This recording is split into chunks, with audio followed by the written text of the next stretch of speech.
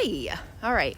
So I've talked about voter protection a few times in my videos, and I'm starting to feel like that woman in the Rice Krispies commercial where she sprinkles flour on her face and acts like she's worked really hard, like, poor me. And she takes a plate of Rice Krispie treats out to her family. Anyways, I have a purpose here. So let's dig into what Allison Russo did and what was going on when she did it. Because it shows a person who does not understand how things work, or worse, simply thinks people are supposed to be used up and disposed of. And that is not how you build political power. That is not how you protect people of this state. That is not how you win. So in May, June, and July of 2023, all of us in the Democratic caucus were working against a constitutional amendment that the Republican legislators were trying to put on the ballot and pass in August. It was the amendment to make it harder to pass amendments. It was the amendment that would make it harder to put our abortion rights in the Constitution. So, it lost, abortion rights won, but if you recall, but back to my story. So in May, me and my colleagues worked really hard to help our members stop that constitutional amendment from being put on the ballot. And it was a fantastic effort, but Republicans still rammed it through. That was in May, in the State House, official business. Okay. In June, on the political side, so not in the State House, we started setting up the voter protection operation. In July, early voting started. Like, it was that fast. So the tasks that I was doing involved, updating manuals, training materials, giving trainings, participating in Zoom meetings with our, long-standing, excellent voter protection volunteers around the state with the Democratic Party. So these are not things that we do on the state clock. And I had done this for years, and I was a leader in this group.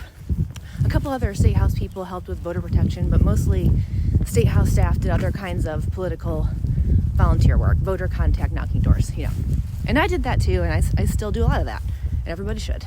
But mainly, I did State Democratic Party voter protection.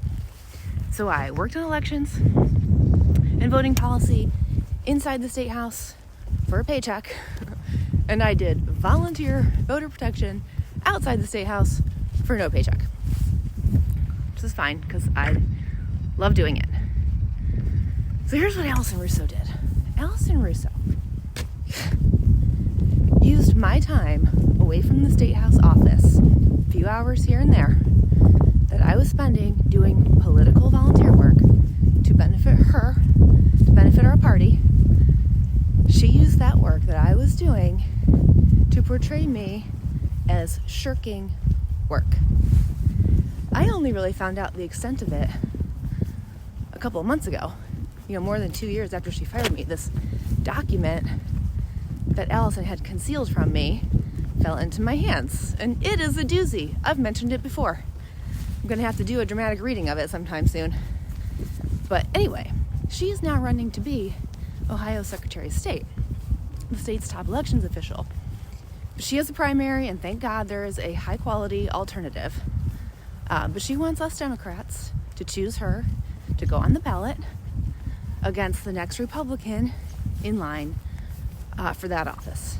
So, people need to ask themselves this. Does she know what the hell is going on here? Like, seriously. Does she know what this project is that we're all working on together? It's called electing Democrats. Like, who does she think does the work?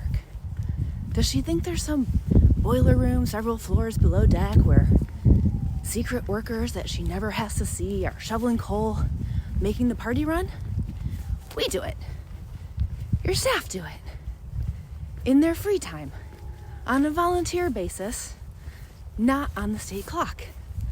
You remember, Allison, Bethany and I were your observers in your special congressional election in 2021 that you didn't win. So, recruiting observers, writing the manuals, doing the trainings, creating the credentials. Oh my God, the credentials. Becoming amateur computer programmers to create all these credentials so that we can fight back against John Husted's and now Frank LaRose's voter suppression machine. So when one of our volunteer friends is down for the count because of, let's say, multiple family tragedies, we do double duty. And that was the case for me in 2023. My friend and partner in voter protection was down for the count, and there was no question but that I was going to step up and fill in for her, which I did, which Jordan Plotner, chief of staff, knew. And I can remember walking through the revolving door in the Huntington building downtown. He and I were getting coffee, and I was telling him about these tragic events that had befallen our mutual friend. And I remember him looking back through the glass door at me in horror, because it was terrible. And he was already well aware of the voter protection demands that this, upcoming August special election was placing on our political side operation. Political side. So, the side work that we do off the clock. So I just wanted to put a finer point on that. And I'll get into Allison's lies about me in greater detail in the future. But as people are thinking right now about who should be on our Democratic statewide ticket, they need to know that she is a person who inexplicably sabotages the political work that boosts her and our other candidates.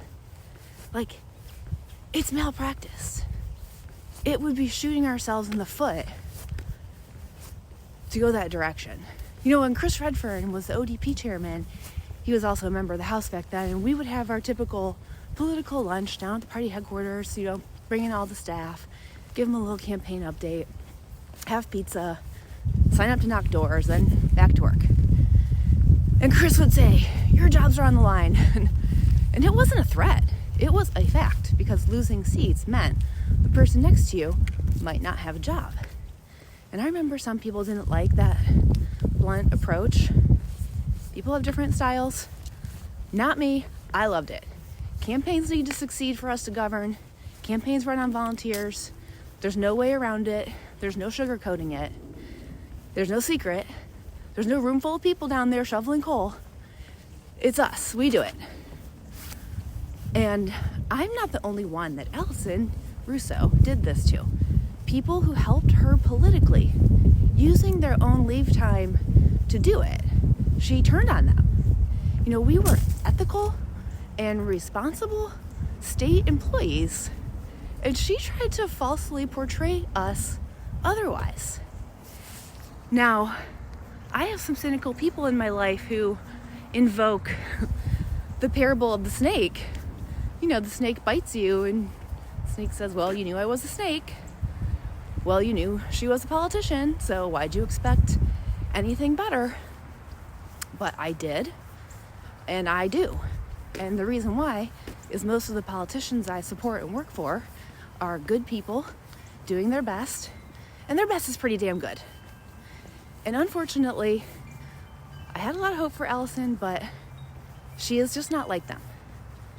And another thing, it doesn't matter what I was doing in those hours that I was away, because I was using my personal leave time with the full knowledge of my colleagues. I could have been golfing. I don't golf, but I think you get my point.